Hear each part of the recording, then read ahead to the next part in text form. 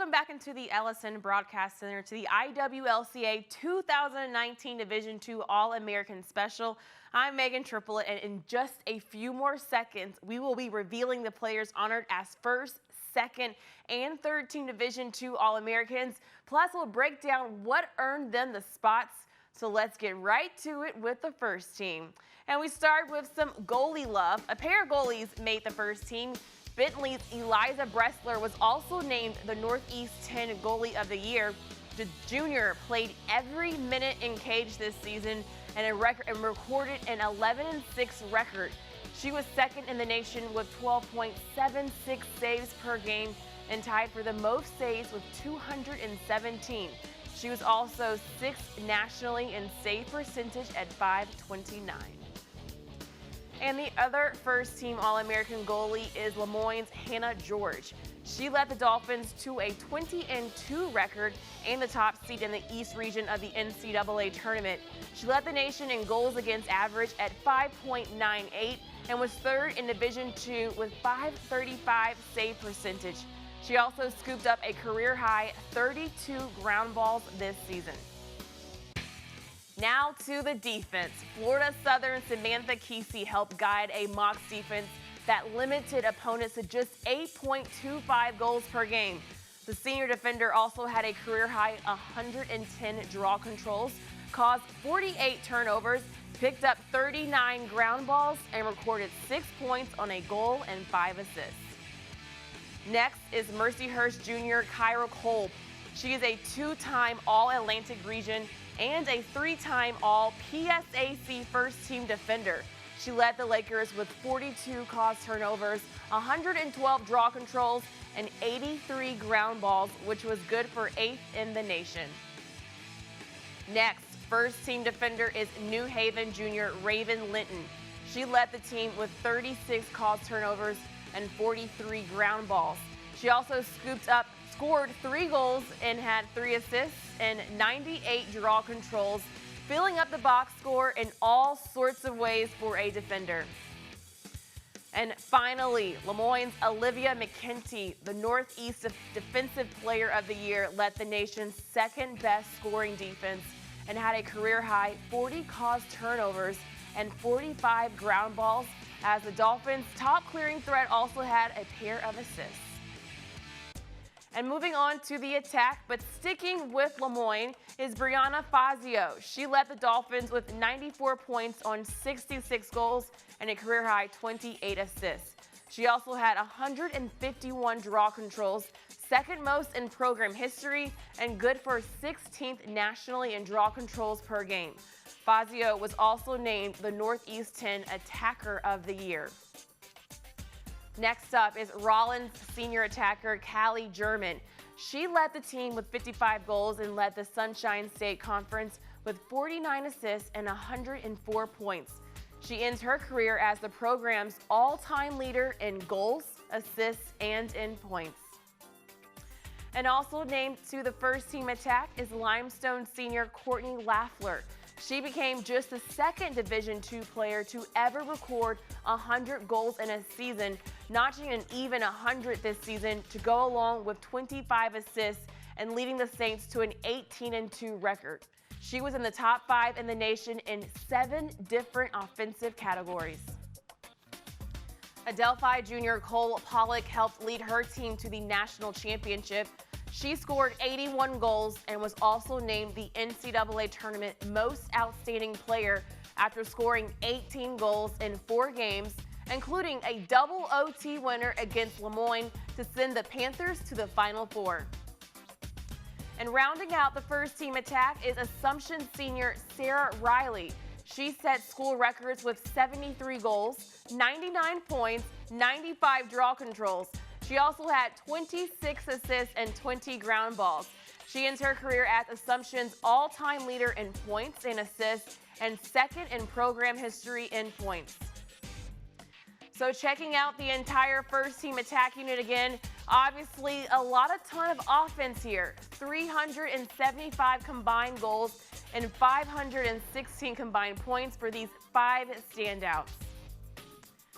Let's move on to the midfield. A two-time IWLCA All-Region selection, Olivia Hayden led Colorado Mesa to a program best 15-4 record and their first ever trip to the NCAA tournament, where they upset number 2 Lindenwood. Hayden led the team in goals, ground balls, caused turnovers, and draw controls with 178. She was the only NCAA Division II player in the top 5 for draw controls, ground balls, and in caused turnovers. The next midfielder is Mercy senior Hunter Isnardi. She is in the NCAA Division II all-time leader in goals with a 310. She's the only player to ever reach the 300-goal milestone. Now, in 2019, Isnardi scored 99 goals and added 198 draw controls and 65 ground balls. She led the team in 5 different categories and was also on the Torton watch list. Sierra Myers led Regis to a 20-1 record in a second straight NCAA Final Four appearance. She was third in the nation with 94 goals and second in the nation with 129 points. It was the first time Regis had ever reached 20 wins in a season. Also on the first team midfield is Mackenzie Ray from New Haven. The Northeast 10 Midfielder of the Year led the team and conference in both goals with 93 and points with 117. Both were school records. She scored 9 goals in a game twice and led the nation in free position goals per game. And finally, Tampa's Claire Swanson rounds out the first team midfield. She helped the Spartans to a program best 14-4 record. She scored 46 goals, 66 points, 144 draw controls, 26 caused turnovers, and 41 ground balls. The junior captain was named the IWLCA National Player of the Week twice, once on offense and once on defense.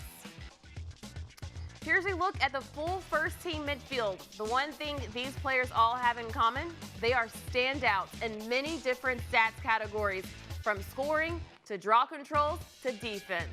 Now for more, let's send it over to Tom Eschen. Thank you so much. And now let's talk about this a little bit more. Let's bring in Alicia Groveson-Jackson, who is the game chair of the Tewaaraton and also a former IWLCA president. So Alicia, let's just start talking about this first team and just in terms of perspective. You know, for these athletes, you know, and choosing this team, is it stats, their value that really separates them in your eyes? You know, what separates them from the rest? Well, I don't envy the committee and having to choose the 16 best players in the country to go on the first team for Division II All-Americans. The level of play nowadays is so high that it's the slimmest of margins that truly translates someone and pushes them to the next level to the first team. I think you said it. It's a matter of the entire value of that player to the team. They could be leading their defense. They could be the anchor in the goal cage. They could be the person who sets the tone with the draw. And really, without that player, or scoring quite a few goals and anchoring an offense on the other end, creating opportunities for their teammates. So it's really the players you can't live without, I think, is really what elevates and separates players between the second and the first team. But I'm going to be awfully honest with it. The second and third team are so incredibly talented that, you know, it really is the slimmest of margin that I truly believe made the All-American committee put those players on the first team. And I think it's interesting. You look at especially the first team in particular, and seeing some of the schools repeat a little bit. You know, you got always the Lemoynes up there, Delphi, in terms of how valuable those players are, and that's why those teams at the end of the year are usually the ones that playing at the end, right? Absolutely. And I mean, I think all of these teams, you know, with the exception of 1 or 2, were NCAA tournament teams. So, you know, with the bracket expansion to 16 teams, you're starting to see a lot more parity. You're starting to see teams from non-traditional areas have an impact and really make a difference, and some different teams in traditional areas. You know, it was nice to see really some great teams that haven't always shown well at the end of the season really make a difference and get to the NCAA tournament, and that then impacts truly All-American selections. You've got players who had game-winning goals who sent their team to the NCAA tournament. You had, you know, the Final Four. You had players who anchored defenses that allowed ridiculously low goal totals per game. So, you know, it really is interesting to see some new schools, some old schools, lots of old faithfuls on that All-American list, but really you're starting to see a lot of players from different areas break through.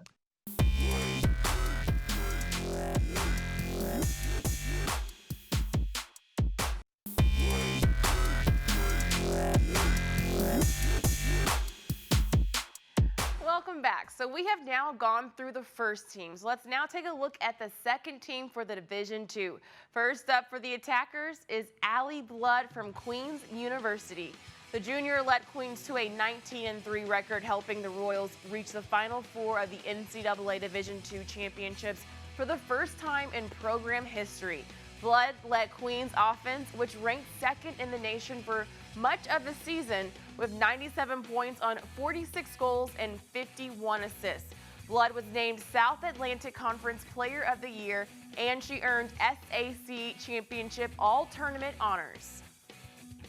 And then over to the champs. Two-time All-American Allison Johnson helped Adelphi win that championship title, which is her second in her career. A playmaker on offense, Johnson led the program and was fourth in all of Division II in assists per game.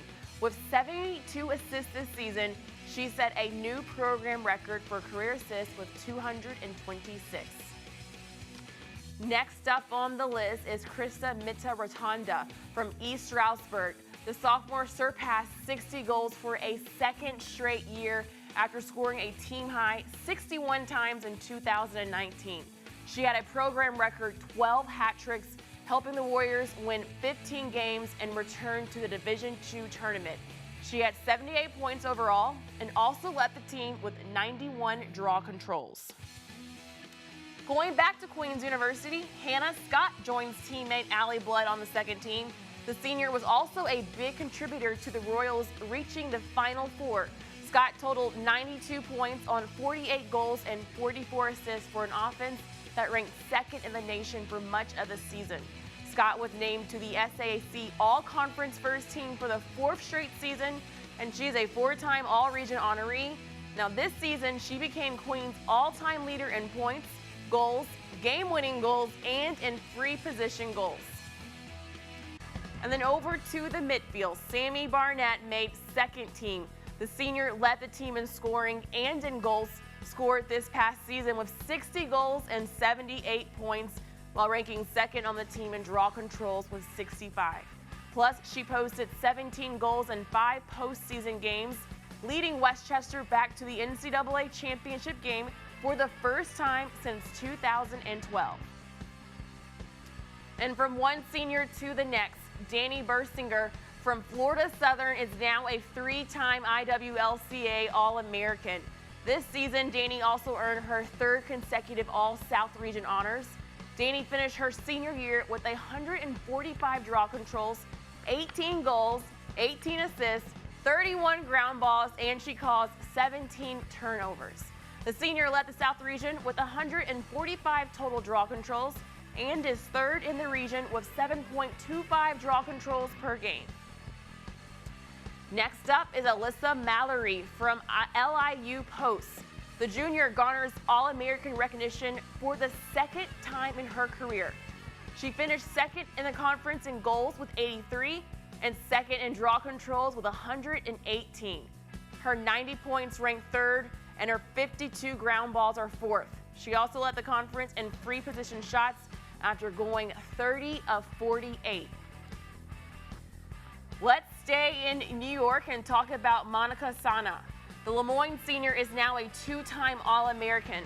Sana started in 17 games before suffering a season-ending injury, but she recorded 43 points on a career-high 35 goals, including 4 game winners, which is second most on the team, and she had 8 assists. She also tallied 93 draw controls, 24 ground balls, and 17 caused turnovers as one of the top two-way players in Division II. And the last player from the midfield on the second team is Sam Schiano from Florida Tech. Now in 2019, Schiano posted a 51-point season with 44 goals and 7 assists. She also recorded 78 draw controls, 40 ground balls, and 36 caused turnovers. And for the third time in her career, Schiano earn first-team All-SSC honors. And then from Westchester, there is Maggie Stella. The Pennsylvania State Athletic Conference Player of the Year finished her final campaign with 56 goals, 19 assists, and 75 points while scooping up 93 draw controls. She ranked tied for 4th in the conference in draw controls and tied for 36th in the nation in the same category. Let's take a look at the defense for the second time. Representing Queens is Cammie Case. The senior helped lead the Royals to the program's first Final Four appearance. The defender led the Royals in ground balls with 51 and 35 caused turnovers for the second straight season. She leads the program ranked second on Queens' all-time leaders list for ground balls. She now has 195. And then over in Colorado, Aaron Kohler made the second team for Colorado Mesa. The senior was the Mavericks' best defender. Kohler was second on team with 62 caused turnovers and 85 ground balls. Kohler ranked in the top 5 among all Division II women's lacrosse players in ground balls and in caused turnovers. And she was named the Rocky Mountain Athletic Conference's Defender of the Year. Staying in the MAC, Morgan Reeder of Lindenwood goes from the 3rd team last year to the 2nd team this year. Reeder led Lindenwood in draw controls, securing a team-leading 69 throughout the season. The junior ranked second on the team in ground balls with 53 and 31 caused turnovers. Now, Reeder has helped the Lions produce the 7th best scoring defense in NCAA Division II at 7.21 goals allowed per game. And for our last defender, we go down south to Rollins College. The senior is now a 3-time All-American. Van Beck played a key role in helping Rollins to a record of 15-3 and was a force on the field as she led the team in caused turnovers with 26 and draw controls with 77 on the year.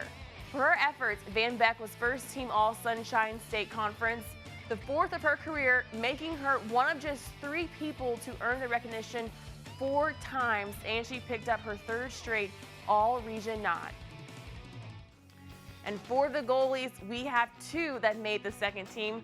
First up, congratulations to Chase Brokaw of Queens University. The junior goalkeeper helped lead Queens to that 16-game win streak en route to winning the South Region and later an appearance in the Final Four. She ranked 4th in the nation in save percentage with 53 and was also named to the NCAA Championship All-Tournament team and was the SAC Championship Tournament MVP. And joining Chase is another junior, Tatiana Petaway from East Stroudsburg. For the 3rd straight year, the goalie had an outstanding season from Stroudsburg. She led the nation with a .548 save percentage while stopping a career-high 211 shots overall. She had a save percentage of 60% or higher in 8 games this season, helping the Warriors return to the Division II tournament for a 3rd straight year. Backing up is Julie.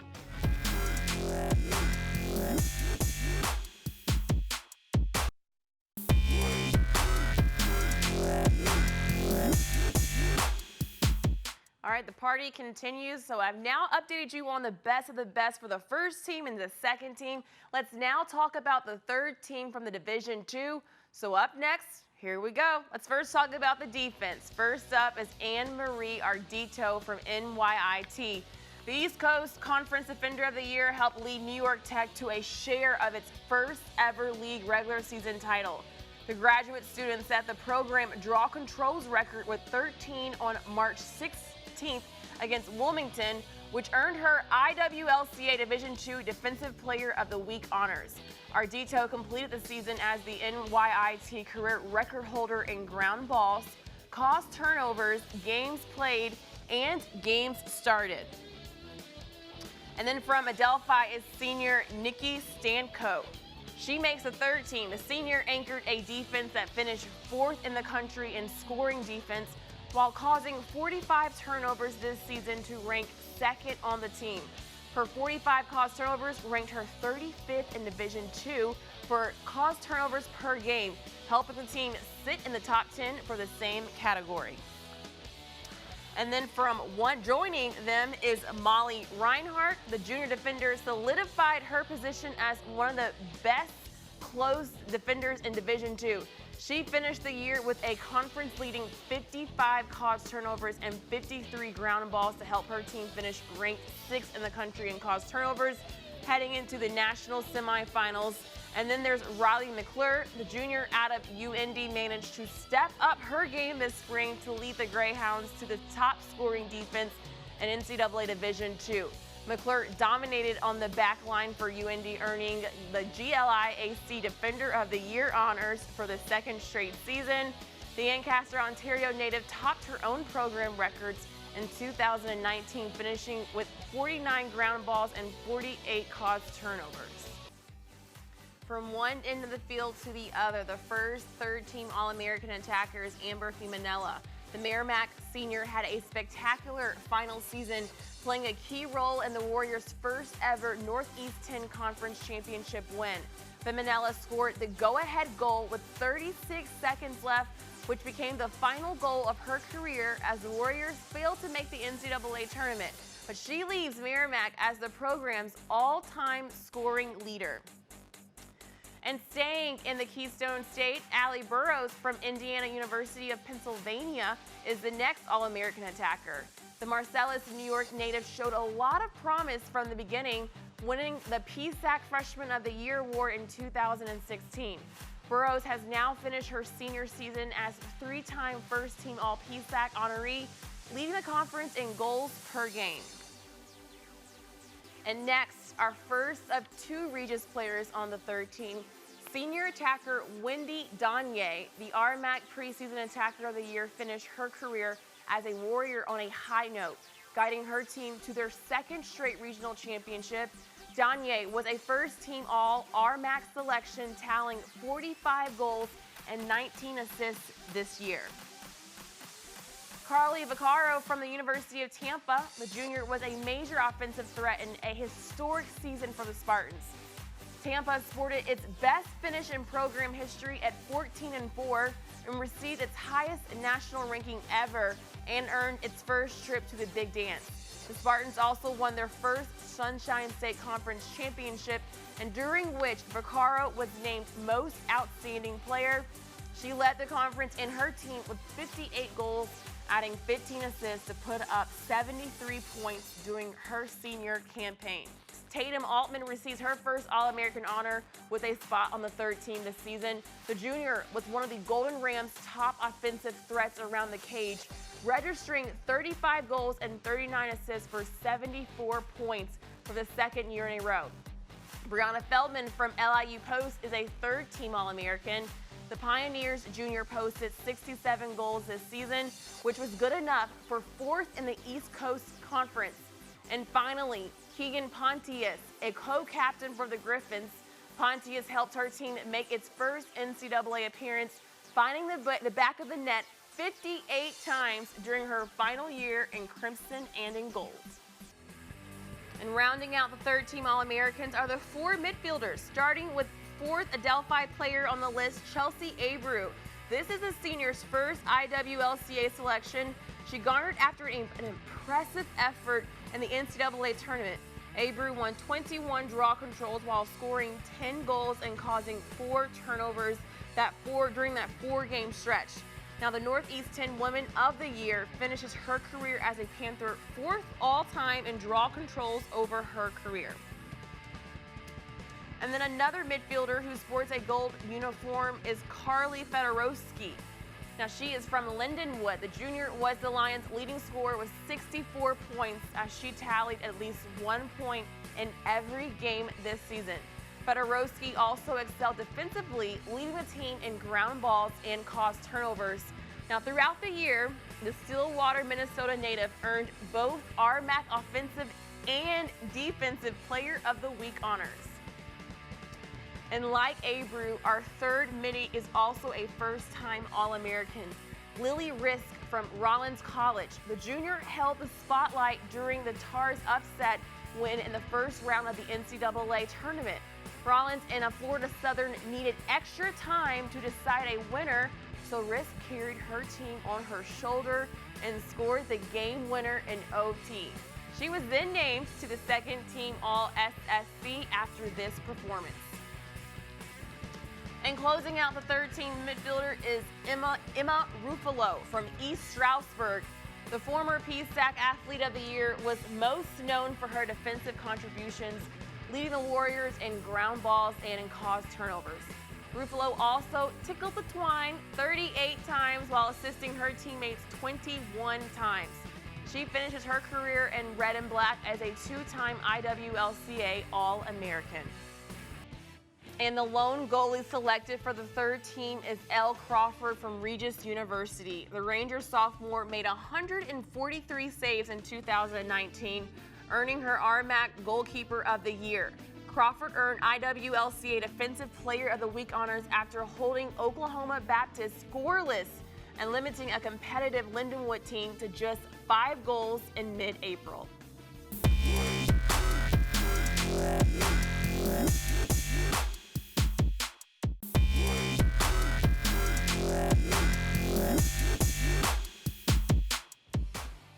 Welcome back. So let's take a look back at the first team All-Americans. Now, for the attack position, you got 3 different conferences between the 5 players, and all 5 had impressive seasons for their programs. 375 combined goals and 516 combined points for these 5 standouts. And then for the midfield, the division was loaded with talent from this position. Olivia Hayden, Hunter Isnardi, Sarah Myers, Mackenzie Ray, and Claire Swanson were all standouts in many different stats categories, from scoring to draw controls to the defense. Their stat sheet was full for these 5 players. And once again, here's a look at the first team from the defense and the goalies. You got a Northeast 10 Goalie of the Year, the Northeast Defensive Player of the Year on the list, and then you have players that caused a lot of turnovers this season, and a lot of players that helped their teams have the best scoring defense. So now that you know all the teams, let's send it back over one last time to Tom and Alicia. You talk about those players, and you talk about how hard it is for the committee to pare them down to these, the first team, second team, things like that. And I'm sure if you ask some of these athletes to say, no, it's about the team accomplishments, but individually wise, I'm sure for them, it's got to be an honor, right? It's got to really mean something to be a first team All-American selected by the IWLCA. Absolutely. I think to be an athlete in college these days is not an easy feat, and to be able to do it at the highest level and make NCAA tournaments and be a part of team success, absolutely team success does help, I'm not going to lie. But at the same time, these players had to make that much of a difference on their own team and be noticed by the committee, be noticed by the nation, really. And in doing so, to have that, for a lot of these first teamers, there's there's a few juniors, but there's a lot of seniors. To have this be the culmination of their career, I think is just a feeling that they're never going to forget. It's an accomplishment you can put on your resume forever. It's something that you will really hold dear, and I think for a lot of them is kind of the icing on the cake of a college career that has been very storied for most of them. And it's interesting, for the non-seniors, if you didn't make the first team, sort of one of those motivational things. If you're a junior, try to making it back again the next year too, right? Absolutely. Well, I think whether you made it or you didn't make it, it's always motivation. If you're on it, then you got to fight to stay on it. And if you're not on it, then you really want to be on it. So I think it's kind of a double-edged sword in a lot of ways to be on that list, because then you got to fight to come back. But for every player, I think, if they want a personal achievement, then this is probably the highest honor to receive. That's awesome. Alicia, thanks so much for joining us. Thank you so much. Thanks, Tom and Alicia. And just like that, our Division II All-American Special is over. To all the players that we just named, congratulations and congrats on a great season.